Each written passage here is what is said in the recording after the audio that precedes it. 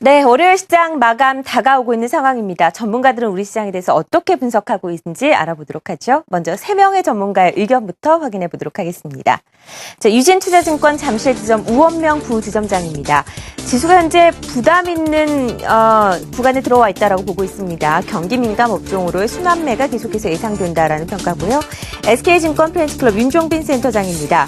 코스피 1900선의 지지력이 확보되어 있는 상황에서 업종의 대표주가 만약에 조정을 받는다면 매수하는 전략을 세워야 된다고 밝혔고요.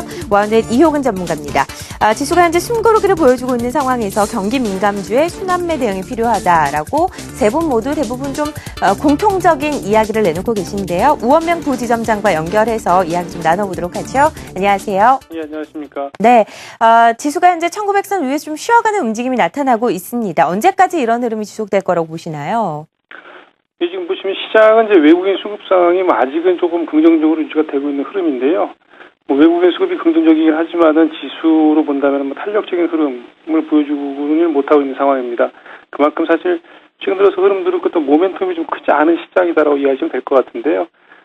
잘 아시겠지만 이제 대충 어닝 시즌이 좀 마무리가 되면서 이제 지수 상태는 아무래도 지표들이 나오는 그런 정도까지는 계속해서 좀 이어질 것으로 예상이 됩니다. 역시 출구 전략이 카드 이슈로 계속 진행이 될 텐데요. 계속해서 말씀드린 대로 출구 전략 같은 경우는 또 불확실성의 영역이라기보다는 어느 정도 예상 가능한 재료다라고 판단하시면 되겠다고 말씀드려보겠습니다.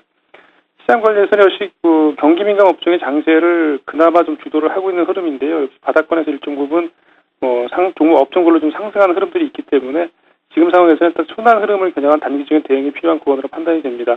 역시 업종들은 화학이나 조선, 철강, 종이업종 같은 경기 민감 업종의 어떤 종목들 단기적인 순환 흐름 대응하시라고 말씀드려보겠습니다. 네, 유진투자증권 잠실지점 우원명 부지점장의 시장에 대한 전략 들어봤습니다. 자, 나머지 3명 전문가의 의견도 계속해서 확인해 보죠. SK증권 영업부 PRB센터 김춘석 부장입니다. 현재 순환매 양상이 아주 확연해지고 있다라고 보고 있고요. 길목을 지키는 매매도 유효할 듯 싶다라고 말씀하셨습니다. 이 파워불여검으로 빠지는 자동차주 같은 경우를 예로 드셨네요. 동양증권, 와운넷 김우신 전문가입니다. 1900선 안착이 확인되고 있는 시장에서 주식 비중의 확대 전략을 지속적으로 세우겠다라고 보고 있고요. 공고 투자 비중은 그래도 조금 줄어들었습니다. 55%를 제시했습니다. IBK 투자증권 분당지점 이현상 부장입니다. 조선과 철강, 비철금속도 포함이 되죠. 화학과 IT 대표주로 홀딩하는 전략을 세우자라고 밝혔네요.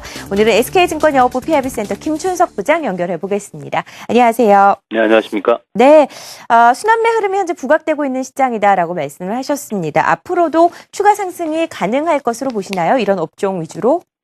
추가적으로 가능할 거로 보고 있습니다. 네. 오늘 같은 경우도 이제 오전에 빠지다가 거의 보합 수준까지 돌리는 모습을 보이고 있는데, 지난주에 이어서 이제 오늘까지는 4일 연속 외국인 매수가 들어오고 있는 그런 모습이죠. 근데 지난주 같은 경우는 외국인들이 화학이나 철강 같은 주식을 샀는데, 오늘 같은 경우는 조선주까지 이제 매수 나타나는 그런 모습을 보이고 있습니다.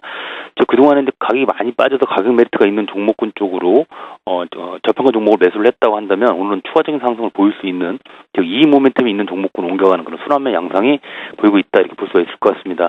그렇게 판단한다 보면 오히려 오늘같이 이제 파업 우려감으로 빠지고 있는 자동차주 같은 경우는 미리 저점에서 좀 사두는 어떤 그런 길목 지킴이 매매 가능한 걸 판단이 되고요. 지난주에도 말씀드렸던 부분이죠.